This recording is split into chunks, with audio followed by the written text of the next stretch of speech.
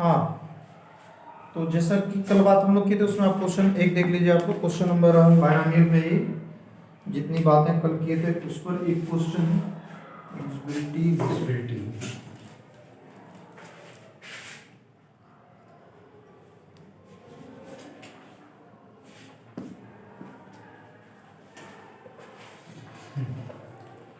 Question number first third part जो है आपका, आपके पास ये लिखा है ना 1 minus x plus x square to the power 4। देखो अभी जैसे हम लोगों ने बात किया बायनॉमियल की, यहाँ पे ट्राइनॉमियल एक तरह से है। इसको करने का एक आसान सा तरीका, आप 1 minus x square and whole to the power 4 करना। अभी इसको एक टर्म और एक टर्म इसको मानेंगे तो ये ऑलमोस्ट बायनॉमियल हो जाएगा। सर जी होगा ना? अब इसके बाद आप फार्मूला अप्लाई कर लीजिए। आप हैं बड़े अच्छे आदमी, ऐसा लोग कहते हैं, मैं नहीं कहता हूं।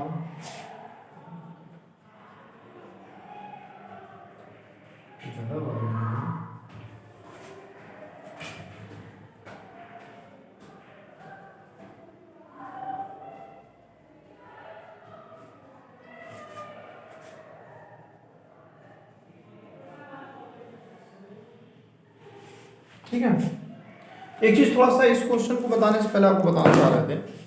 आप लोग थोड़ा सा बस 5 मिनट का टाइम दो। कल आप लोगों ने पढ़ा था x minus y to the power n, पढ़ा था कि नहीं पढ़ा था? nc0 x to the power n minus nc1 x y to the power n minus 1 plus nc2 x square y to the power n minus 2, ऐसी बातें हुई थी ना।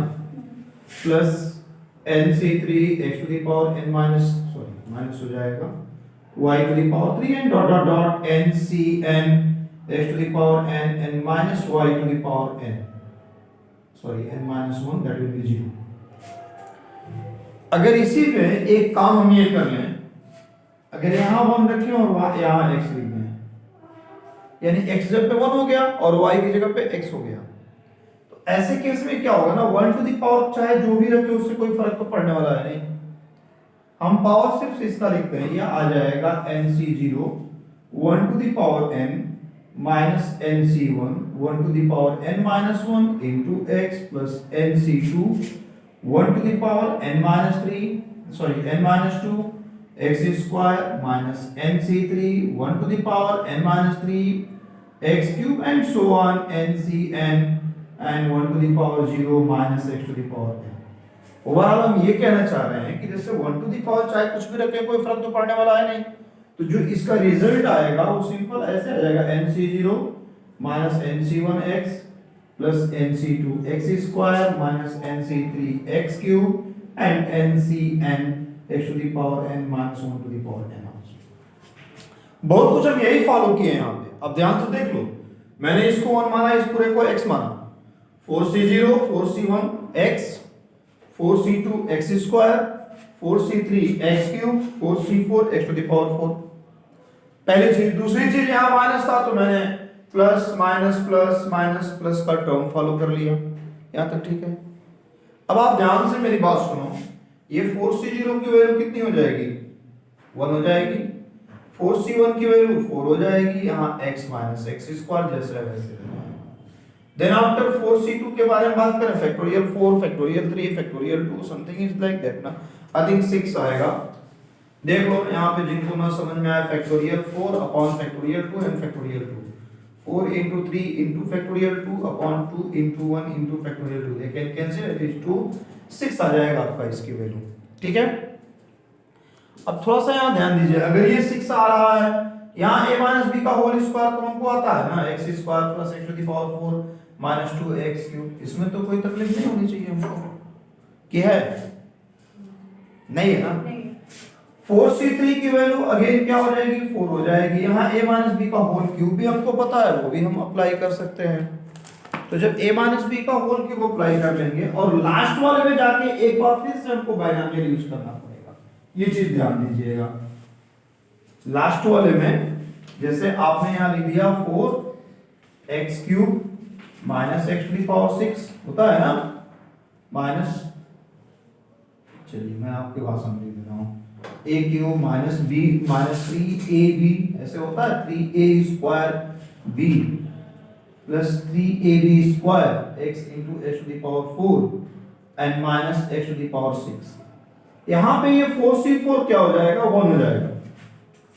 4c4 क्या करेंगे, 1 कर देंगे, लेकिन यहाँ x minus x square to the power 4 है, तो एक बार उसको फिर बाइनोमियल को अप्लाई करना पड़ेगा, और जब फिर से बाइनोमियल अप्लाई करेंगे तो क्या हो जाएगा, 4c0 x to the power 4 and x square to the power 0, 4c1 x to the power 3 and x square, sorry plus minus यहाँ आएगा, then plus 4c2 x to the power 2 x square to the power 2 minus 4c3 x and x square to the power 3, and the last one is 4c4 x to the power 0 then x square to the power 4।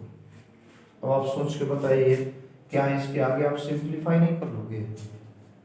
अब मेरी बात ध्यान से सुनो, यहाँ पे आपका 1 minus 4x minus plus 4x square 6x square plus 6x to the power 4 minus 12x cube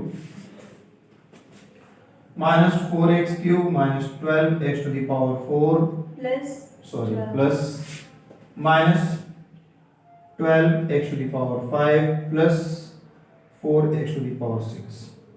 then after यहाँ पे 1 है, 4c0 भी 1 होगा, x टू द पावर 4 आ जाएगा, माइनस 4c1 की वैल्यू 4 x क्यूब और x to the power 2 x to the power 5 आ जाएगा, 4c2 will be 6 and यहाँ x square x to the power 4 कितना हो जाएगा, 6 हो जाएगा, minus 4c3 again 4 and 6 plus 1 x to the power 7 हो जाएगा, and then this one and x to the power ये 8 हो जाएंगे। ध्यान से देखिए, क्या इसको आप सिंप्लीफाई नहीं कर सकते? ये आपका पहला क्वेश्चन था आज का, ठीक है। इसके बाद इनका एक और क्वेश्चन है, नोट करेंगे आप लोग? नोट कर लीजिए। क्वेश्चन नंबर फर्स्ट का 6 पार्ट आप लोग देखो, 6 पार्ट। यहाँ आपके पास दिया है cube root x minus cube root y and whole to the power 6। देखो एक चीज तो बड़ा क्लियर है कि नंबर ऑफ टर्म्स कितने होंगे वो मुझे पता है कि इतने नंबर ऑफ टर्म्स होने चाहिए। हाँ कुछ बोलना चाह रहे हैं? 7 ना। चलो एक बात बताइए, अगर मैं इसको एक्सपेंड करता हूं 6c0 cube root of x whole to the power 6 and cube root of y whole to the power 0 आएगा कि नहीं आएगा? आएगा ना। अब ऐसे ही जैसे मैंने बताया था x पे पावर जो था वो डिक्रीजिंग होता है और y पे पावर इंक्रीजिंग होता है। अगला हम जब लिखेंगे तो यहाँ पहली बात तो माइनस आ जाएगा 6c1 cube root x to the power 5 and cube root y to the power 1, then इसके बाद plus 6c2 cube root x to the power 4 and cube root y to the power 2 minus 6c3 cube root x to the power 3 and cube root y to the power 3। बोलो ना। Then after 6c4 cube root x to the power 2 and cube root y to the power 4 minus 6c5 cube root x to the power 1 and cube root y to the power 5, और last term जो आपका आएगा ना 6c6 cube root x to the power 0 and cube root y to the power 6। अब अगला वर्ग आपका क्या होगा, आप इसको सिंप्लीफाई कर लो। जब आप इसको सिंप्लीफाई करोगे 6c0 की वैल्यू 1 हो जाएगा, यहाँ cube root x to the power 6 will be x square and that will be 1 minus 6 हो जाएगा x टू द पावर 5/3 एंड y टू द पावर 1/3। है करेक्ट? बोलिए भी क्यूब रूट ऑफ y 1/3 तो होगा। देन आफ्टर यहाँ प्लस में आ जाए 6c2 value of 62 factorial 6 factorial 2 and factorial 4 I think 15 आएगा। 15 इंटू 62 है ना, 15 into x to the power 4 by 3 into y to the power 2/3 minus आप 63 की वैल्यू लिख दो, ये 3 हो जाएगा और ये 3 हो जाएगा, 6 5 4 and then factorial 3 upon factorial 3 cancel, 3 into 2 20 आ जाएगा, माइनस 20 63 वेरी 63। अब यहाँ cube root to the power x, ये x इंटू वाई हो जाएगा, ठीक है। अगला टर्म आपका आप देखो प्लस में आएगा और 64 again the value of 62 will be the 64 15 आ जाएगा, 15 and x to the power 2/3 y to the power 4/3 minus 6c 5 again 6 x to the power 1/3 y to the power 5/3 and the last one 6c6 that will be 1 and यहाँ power 0 1 हो जाएगा and that is y square, ये result आपका हो जाएगा, ठीक है। आप इसको भी नोट कर लीजिए।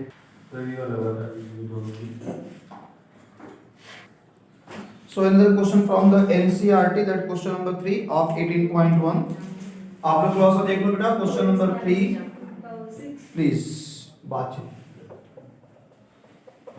नॉट 3 या 3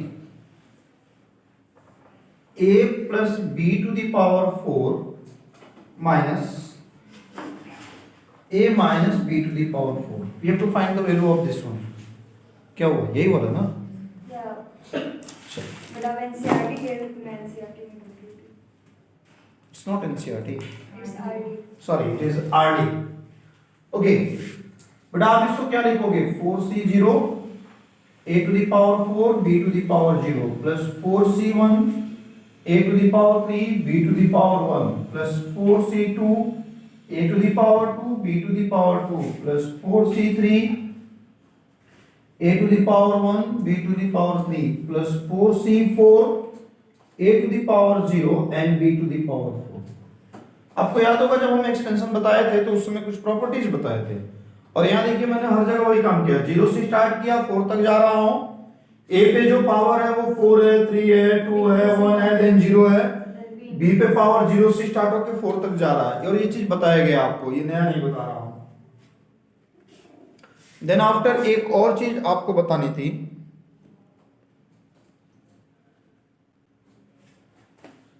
ये नेक्स्ट पार्ट आप यहाँ माइनस लगा लो और ब्रैकेट यूज कर लेना, और ये सारी चीजें सेम रहेंगी, बस प्लस माइनस होता जाएगा। दैट्स व्हाई हम इसके नीचे लिख रहे हैं 4c0 a to the power 4 b to the power 0 minus 4c1 a to the power 3 b to the power 1 plus 4c2 a to the power 2 b to the power 2 minus 4c3 a to the power 1 b to the power 3 plus 4c4 a to the power 0 and b to the power 4। It's okay. अब मेरी बात ध्यान से सुनो, ये negative sign हम यहां से जैसे ब्रैकेट हटाएंगे तो सारे निगेटिव पॉजिटिव में और पॉजिटिव निगेटिव में कन्वर्ट हो जाएंगे। Let me write one more line then you can get your result. 4c0 a to the power 4 b to the power 0 plus 4c1 a to the power 3 b to the power 1 plus 4c2 a to the power 2 b to the power 2 plus 4c3 a to the power 1 b to the power 3 plus 4c4 a to the power 0 and b to the power 4 minus 4c0 a to the power 4 b to the power 0 4c1 a to the power 3 b to the power 1 minus 4c2 a to the power 2 b to the power 2 plus 4c3 a to the power 1 b to the power 3 minus 4c4 a to the power 0 and b to the power 4। You can see they can cancel and they can cancel। मेरे पास बचा क्या, हाँ बचा क्या, आपके पास जो बचे वो 2 बार बचे, तो मैं लिख सकता हूं 2 times 4c1 a to the power 3 and b to the power 1 plus 4c3 a to the power 1 and b to the power 3, यही बचेगा। अब चाहो तो 4c1 4c3 दोनों की वैल्यू 4 होगी, आप सब्स्टिट्यूट कर सकते हो। अब ये भी लिख सकते हो दैट्स 4a⁴b प्लस 4ab⁴। ये रिजल्ट मिलने के बाद आपको ये करें then find the value of, now क्या ध्यान दीजिएगा, आपको फाइंड करना है √3 minus √2 whole to the power 4 minus √3 minus √2 whole to the power 4। ध्यान से देखिए, हमें कुछ नहीं करना है ना, ए और बी की जगह पे यही रिजल्ट सब्स्टिट्यूट करना है। बात हमारी समझ में आ रही है कि नहीं? आप इसको क्या लिख सकते हो, 2 टाइम्स 4a⁵, मतलब क्या हुआ, √3 का क्यूब इंटू √2 प्लस 4√3 इंटू √2 का क्यूब। और जब हम सिंपलीफाई करेंगे ना, एक काम करते हैं, 4 भी काम लेते हैं, 2 इंटू 4 विल बी कॉमन, √3 का cube will be what, 3√3 into √2। यहां पे आप 4 ले चुके हो, √3 दैट इज 2√2, मेरे ख्याल से ये 8 हो जाएगा। यहां आपके पास 3√6 प्लस 2√6 आ जाएगा। There is a some problem in visibility, you can see like that. I'm arranging something here for visibility. Okay, it is visible. आपके पास 8 और ये आया, that can be written as 8 into 5√6 that is equal to 40√6। ये आपका result हो जाएगा। एक बार ध्यान से देख लें, कैलकुलेशन मिस्टेक प्रॉपरली आप चेक कर लीजिएगा, कहीं भी गलती हो सकती है, हम लोग ह्यूमन बीइंग है ना, तो गलती कर सकते हैं। आप इसको भी नोट कर लें आप लोग प्लीज।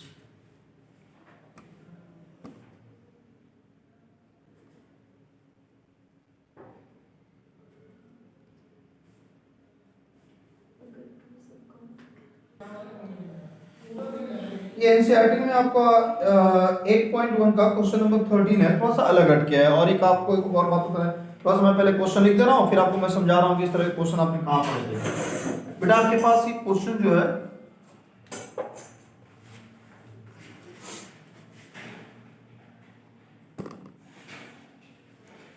आपको यहाँ दिखाना है question number 13, so that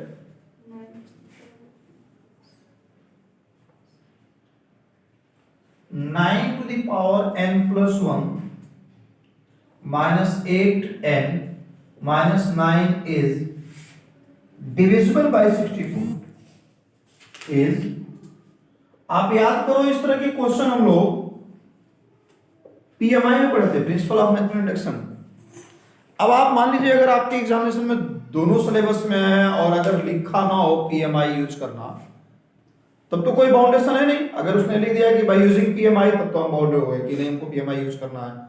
if it is not written, आप इसको बायनॉमियल से कर सकते हो, और बायनॉमियल से मुझे लग रहा है कि काफी इजी होगा करना। कैसे करेंगे वो सुनो, यहां पे लिखना since 9 to the power n plus 1 is equal to 9 into 9 to the power n। लिख सकते कि नहीं लिख सकते, बोलो हाँ ना, डिविजिबल। नाउ इसको हम 1 plus 8 to the power n लिख सकते कि नहीं लिख सकते, ये भी ठीक ही है, ठीक है। एक बात बताओ, अगर मैं यहां पे जैसे ये 9 to the power n plus 1 as usual हम लिख देंगे, इसमें कोई दिक्कत नहीं है। अगर हम बायनॉमियल यूज कर दें तो बायनॉमियल के अकॉर्डिंग हमारा क्या हो जाएगा, nc0 plus nc1 8 plus nc2 8 square plus nc3 8 cube and so on ncn 8 to the power n। मिलेगा कि नहीं मिलेगा, ये बताइए। मिलेगा ना। एक लाइन और देखिए, 9 to the power n plus 1 9, यहाँ nc0 की वैल्यू 1, यहाँ हो जाएगा 8n प्लस 64, चार छोड़ दीजिए ऐसे ही, कौन अपने घर से लिखना है, nc2 8 square nc3 8 cube and so on ncn 8 to the power n। हम 9 से मल्टीप्लाई भी कर ले रहे हैं, कर लें। जब आप 9 से मल्टीप्लाई करोगे 9 to the power n plus 1 is equal to 9 plus 72n plus 9 into nc2 8 square plus 9 into nc3 8 cube plus 9 into nc4 8 to the power 4 and dot dot dot 9 into ncn 8 to the power n। एक बात ध्यान से सुनना, ये मेरे पास 9 to the power n plus 1 है। इस 72 में से अगर 8n, मुझे 8n चाहिए, इधर ट्रांसपोज कर दूं तो -8n और 9 को इधर लेके आऊं तो -9 हो जाएगा। जब इस 72 में से हम 8n ले लेंगे तो 64 तो बचेगा ना। अब जैसे हम कर सकते थे कि 64 प्लस 8n एक बार लेके फिर ट्रांसपोज करते हैं, हमने डायरेक्ट करा दिया 64n plus 9 into nc2 into 8 square plus 9 into nc3 8 cube plus 9 into nc4 8 to the power 4 and so on 9 into ncn 8 to the power n। ये 64 क्या होता है? 8 का स्क्वायर ही तो होता है, या दूसरी भाषा में 8 का स्क्वायर क्या होता है? 64 होता है। हम एक काम करते हैं, देख रहे हैं कि यहाँ पे 8 की स्क्वायर सब में कॉमन है, यानी 64 सब में कॉमन है, हम 64 को कॉमन ले लेंगे। जब हम कॉमन लेंगे तो यहाँ n plus 9 nc2 9 nc3 into 8 9 into nc4 8 to the power 2 and so on 9 into ncn 8 to the power n minus 2। अब सिर्फ एक बार बताओ, इस पूरे का अगर मल्टीपल 64 है तो क्या ये 64 से डिविजिबल नहीं होगा? बोलिए, आप क्या लिख सकते हैं? सिंस 64 इज मल्टीपल ऑफ, या फैक्टर लिख तो ज्यादा अच्छा लगेगा तुम्हें लिखना, is a factor of 9 to the power n plus 1 minus 8n minus 9, therefore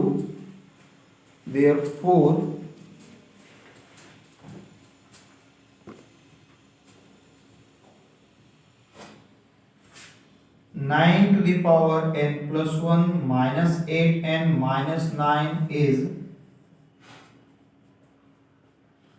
divisible by 64। आप नोट कर लें इसको। सो नेक्स्ट क्वेश्चन आपका जो है क्वेश्चन नंबर 14, थोड़ा सा समेशन सिग्मा दिया हुआ है, आप थोड़ा सा क्वेश्चन देखो फिर मैं इसको समझा दे रहा हूं। क्वेश्चन नंबर 14 में something is like that sigma r is equal to 0 to n and 3 to the power r n c r is equal to 4 to the power n। यही हमको प्रूफ करना है, यही हमको प्रूफ करना है। What I have written there, it's not visible ना? Let me see again. Now I think it is visible. एक बार फिर आप लोग हमको सुन लें। Sigma r is equal to 0 to n 3 to the power r n c r is equal to 4 to the power n हमको proof करना है। अभी तक जो हम लोग मैथमेटिक्स पढ़े थे उसमें यही पढ़ा गया, मैक्सिमम टाइम से ही हुआ है कि जब भी कहीं प्रूफ की बात होती है एक साइड लेके चलते हैं, दूसरी साइड हम दिखा देते हैं। तो यहाँ पर दो रास्ते हैं, या तो मैं इसको लेके चलूँ या इसको। मैं सोच रहा हूँ इसी को लेके चलता हूँ। अगर मैं लेफ्ट हैंड साइड लिखता हूँ r is equal to 0 to n और n c r and side by side एक और चीज है 3 टू द पावर r भी है। इसका मतलब क्या हुआ? r की वैल्यू 0 होगा, फिर 1 होगा, समथिंग होगा ना। तो इसको अगर आप लिखोगे nc0 3 to the power 0 plus nc1 3 to the power 1 plus nc2 3 to the power 2 plus nc3 3 to the power 3 and so on ncn 3 to the power n। अगर आपको याद होगा एक फार्मूला पढ़ा था ना 1 plus x to the power n, क्या था? nc0 x to the power 0 nc1 x nc2 x square, अभी बताया था थोड़ी देर पहले शुरुआत में। तो उस हिसाब से चलिए मैं एक बार आपको समझा दे रहा हूँ, ये नीचे लिख दे रहा हूँ, फिर उसके बाद इसको अप्लाई कर दूंगा। आपने पढ़ा था 1 plus x to the power n that is nc0 plus nc1x plus nc2x square plus nc3x cube and so on ncn x to the power n। तो इसको और इसको ध्यान से देखिए, दोनों ऑलमोस्ट सेम है। अंतर क्या है, जहां x है वहां 3 है। एक बात बताओ, क्या मैं इस चीज को 1 plus 3 to the power n नहीं लिख सकता? लिख सकता कि नहीं? और अगर मैं लिख सकता, ये 4 टू द पावर n आ जाएगा। That is the right hand side. अगर मान लो आप लोग ये कहते कि आर लेके चलिए, कोई बात नहीं, आर लेके चलेंगे, 4 को 1 प्लस 3 लिख देंगे, देन एक्सपेंड करेंगे और इस चीज को हम इस फॉर्म में लिख सकते हैं। सिग्मा का मतलब क्या होता है, आर की वैल्यू हम 0 से स्टार्ट करेंगे, 0 1 2 3 4 डॉट डॉट डॉट एन तक पुट करेंगे और सबके बीच में एडिशन का साइन आ जाएगा। यही होता है ना? बोलो भाई, समझ में आया कि नहीं आया? चलो, एक बात ये कह रही थी कि तुम लोगों का पहला एक्सरसाइज अभी कंप्लीट हुआ है। अब इसके बाद कल आप लोगों को जब हम एक्सप्रेशन बता रहे थे तो उसमें जनरल टर्म्स हमने बताया था, याद है? तो जनरल टर्म क्या होता है एंड देन मिडिल टर्म। अगले एक्सरसाइज में हम यही पढ़ेंगे कि what is the general term and what is the middle term. अगर आप 2 मिनट का टाइम दीजिए तो मैं आपको बहुत समझाने का प्रयास कर रहा हूं, सुन लीजिए। कल हमने लिखा भी था इसको कि अगर x plus y to the power n है तो इसमें जो जनरल टर्म होगा tr plus 1 is equal to ncr x to the power n minus r and y to the power r हो जाएगा। ठीक है? कल हमने ये भी लिखा था कि x minus y to the power n हो तो tr plus 1 will be ncr x to the power n minus r y to the power r n minus 1 to the power r। लिखा था कि नहीं लिखा था? अब एक चीज आपको बताना कल भी बोले थे और फिर अब आज तो टाइम नहीं है, कल वाले क्लास में हम बात करेंगे।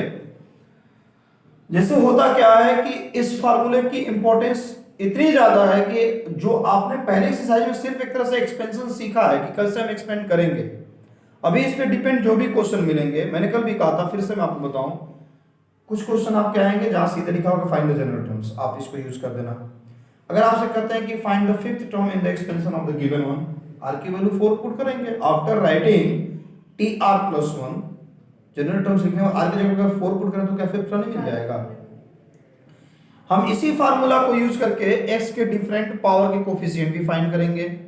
हम इसी फार्मूला का यूज करके x to the power independent term भी हम फाइंड करेंगे, x तो इंडिपेंडेंट। हम इसी फार्मूला को यूज करके मिडिल टर्म भी फाइंड करेंगे। लेकिन मिडिल टर्म फाइंड करने के लिए एक नई चीज जो आपके सामने आएगी वो सुन लीजिए। एक्चुअली वहां एक नया फार्मूला हमारे सामने आएगा, उस फार्मूले को हम आज भी बता रहे हैं और फिर अगले क्लास में भी आपको हम बताएंगे। जैसे मान लो हमारे पास ये x plus y to the power n है, तो मिडिल टर्म डिपेंड करेगा n के वैल्यू पे। अगर n एक इवन नंबर होगा, n एक इवन नंबर होगा तो x के एक्सपेंशन में ऑड नंबर आएंगे, एक ज्यादा होता है ना। जैसे मान लो अगर n इज इक्वल टू 4 है तो एक्सपेंशन में 1 2 3 5 टर्म आएंगे और ये बीच वाला मिडिल टर्म हो जाएगा। तो उसके लिए हमारा if n is N even number, if n is an even number then middle term is equal to n upon 2 plus 1th term। ध्यान दीजिएगा 1th term। कई बार लोग क्या करते हैं n plus 2 upon 1 is the middle term। No no, terms होगा। अगर आप यहां 6 लिख रहे हो तो 6 upon 3 plus 1 4th term will be the middle term। अब 4th term कैसे फाइंड करेंगे? वही tr plus 1 निकालेंगे, आगे जगह पे 3 लिख देंगे, 4th term आ जाएगा। समझ में आया? लेकिन अगर n एक ऑड नंबर हो, if n is an odd number, मान लीजिए हमने कहा कि n इज इक्वल टू 5 है, तो एक्सपेंशन में 1 2 3 4 5 6 टर्म मिलेंगे ना, देयर आर 6 टर्म। तो 6 टर्म में बीच में 2 टर्म आएंगे, तो third and fourth will be the middle term when if n is equal to 5। If n is equal to, जब ऑड होगा तो 2 मिडिल टर्म मिलेंगे और वो क्या होंगे वो सुनिए। If n is an odd number then middle terms will be n plus 1 upon 2th term and n plus 3 upon 2th term। For example अभी देखिए मैंने n इक्वल टू 5 लिया था, यहाँ 6 टर्म मिले, मिडिल थर्ड और फोर्थ टर्म मिडिल था, 5 plus 1 upon 2 third term, 5 plus 3 upon 2 will be the fourth term. अब इस पे रिलेटेड बातें हम अगले क्लास में करेंगे, ठीक है? ठीक है, ओके।